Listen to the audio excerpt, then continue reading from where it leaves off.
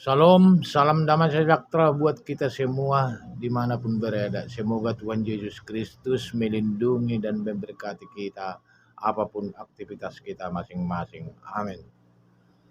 Bapak, Ibu, Saudara sekalian yang dikasihani Tuhan. Pada saat ini saya memberitahukan yang difirmankan Tuhan Yesus Kristus buat manusia. Di sini firman Tuhan Yesus itu sangat berharga bagi kita yang pengikut Yesus. Terutama sekali ada dua pokok yang harus kita mengerti dan harus kita tahu arti yang dua pokok ini. Karena kita sebagai manusia tidak mempunyai kehidupan selama-lamanya di bumi. Jadi manusia punya waktu hanya 120 tahun saja di bumi. Setelah kita meninggalkan bumi ini, hanya dua tempat, yaitu yang kita tuju adalah surga atau neraka. Tempat yang dua ini harus salah satu tidak boleh kita harus mengelak dari sini, tidak bisa. Harus di antara dua ini harus kita tempati, surga atau neraka. Kenapa kita harus 120 tahun tinggal di bumi ini? Karena Tuhan sudah berfirman di Kejadian 6 ayat 3. Berfirmanlah Tuhan, Rohku tidak akan selama-lamanya tinggal di dalam manusia, karena manusia itu adalah daging, tetapi umurnya akan 120 tahun saja. Jadi tentu tidak bisa dibantah itu. Umur manusia di bumi hanya 120 tahun saja. Itu sudah paling lama pada sekarang ini karena sudah ditentukan Tuhan. Setelah 120 tahun ini kita tinggal di bumi, tentu kita ditempatkan di surga apa di neraka. Jadi bagaimanalah kita harus tinggal di suatu tempat atau apa pilihan kita, surga apa neraka? Tentu kita harus memilih surga. Tidak ada orang yang memilih neraka. Tetapi untuk inilah kita harus memilih surga, dan bagaimana pokoknya ajaran apa yang kita harus tahu supaya kita bisa masuk surga. Ada dua pokok. Satu, itu yang diajarkan Tuhan Yesus. Itu yang difirmankan Tuhan Yesus. Satu di Matius 18 ayat 3. Jika kamu tidak bertobat, sesungguhnya kamu tidak akan bisa masuk kerajaan surga. Sekali lagi, Matius 18 ayat 3. Jikalau kamu tidak bertobat menjadi seperti anak kecil ini, sesungguhnya kamu tidak akan bisa masuk kerajaan surga. Sesungguhnya sudah dikatakan sesungguhnya tidak bisa masuk kerajaan surga. Satu lagi apa yang berkata sesungguhnya. Satu lagi di Matius 5 ayat 20. Jikalau sifat keagamaanmu tidak lebih benar daripada ahli-ahli Taurat dan orang-orang Farisi, sesungguhnya kamu tidak akan masuk ke dalam kerajaan surga. Jadi, jika kita tidak lebih benar sifat keagamaan kita daripada ahli-ahli Taurat, ahli-ahli hukum Taurat, dan orang-orang Farisi dan orang-orang Yahudi, kita tidak bisa masuk kerajaan surga. Itu yang diucapkan Tuhan Yesus. Kenapa begitu? Itulah makanya Tuhan Yesus turun ke bumi untuk memberikan pandangan, memberikan contoh yang baik kepada manusia. Bagaimanakah caranya? Apa itu tidak lebih benar itu? Suatu contoh yang dikatakan Tuhan Yesus. Musuh harus kita ampuni dan doakan. Harus kita kasihi. Jadi seperti yang tertulis di Matius 5 ayat 44, seperti yang tertulis di Matius 5 ayat 44, tetapi aku berkata kepadamu, kasihanilah musuhmu dan berdoalah bagi orang yang menganiaya kamu. Jadi kita harus mengasihi musuh. Kalau di dalam hukum Taurat ada tertulis, kamu telah mendengar firman, mata ganti mata, gigi ganti gigi. Jadi artinya ini harus lebih dari sini.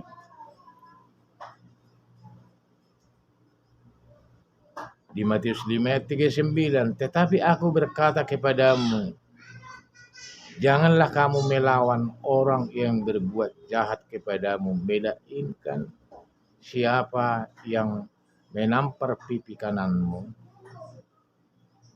berilah juga kepadanya pipi kirimu. Jadi artinya itu tidak boleh kita membalas kejahatan orang lain. Harus kita memberikan paling baik. Karena harus lebih benar sifat keagamaan kita daripada ahli-ahli Taurat. Jadi artinya seperti yang tertulis Matius 5 juga ayat 27, berzina itu akan dihukum. Tetapi lebih dari situ ada lagi, harus kita paling jaga. Sedangkan memandang perempuan ada yang menginginkannya, itu sudah berzina. Jadi menginginkan di dalam hati saja sudah berdosa. Jadi harus kita jaga itu di dalam pikiran kita. Jangan ada lagi pikiran-pikiran kotor, jiwa-jiwa yang marah, jiwa-jiwa yang sombong. Harus penuh kasih. Tidak boleh membalas kejahatan orang lain. Kita berdua, hanya Tuhanlah yang membalas kejahatan orang lain. Janganlah kita yang membalasnya. Jadi supaya menjaga diri kita dari perbuatan-perbuatan yang tercela, terutama pikiran kita harus bersihkan. Jangan ada lagi pikiran dendam di pikiran kita. Jangan ada lagi pikiran nak mengambil harta orang lain. Jangan ada pikiran. Bersihkanlah hati dan pikiran dari pikiran-pikiran kotor itu. Masukkanlah firman-firman Tuhan di dalam hati dan pikiran kita untuk menuntun perjalanan hidup kita. Selalulah rajin membaca Alkitab dan merenungkan dan memikirkan apa tujuan Alkitab itu. Jadi Bapak Ibu Saudara sekalian, kita perlu mengetahui perintah-perintah Tuhan Yesus. Karena di atas segalanya adalah mengasihi. Seperti yang difirmankan Tuhan, kasihanilah Tuhan Allahmu dengan segenap jiwamu, dengan segenap akal budimu, dengan segenap kekuatanmu. Kedua, kasihanilah sesamamu manusia sama seperti dirimu sendiri. Jadi ini kasih. Kasih itu menyingkirkan pemikiran-pemikiran kotor, pemikiran-pemikiran jahat. Jadi kita dituntut untuk mengasihi manusia. Seperti tertulis di Yohanes 15 ayat 12, perintah Tuhan Yesus ini di Yohanes 15 ayat 12. Hendaklah kamu saling mengasihi seperti aku telah mengasihi kamu. Itulah perintah Tuhan Yesus. Itulah kita utamakan perintah kasihnya. Jika kita memiliki kasih yang sangat besar, kasih yang tidak berkesudahan, pasti kita masuk ke dalam surga. Tidak ada lagi kebencian kepada siapapun, pikiran-pikiran jahat kepada siapapun, walaupun orang itu jahat kepada kita, harus kita tetap melakukan kehendak Tuhan, yaitu mengasihi, karena Tuhan itu adalah kasih. Jadi manusia dibutuhkan, hanya orang suci lah yang bisa masuk ke dalam surga. Bagaimana kita mencucikan diri kita? Harus kita pikiran-pikiran diri itu, hati kita yang perlu bersih. Jadi pikiran-pikiran jahat jangan ada lagi tinggal sedikit pun. Pikiran-pikiran arogansi jangan ada lagi tersimpan di dalam.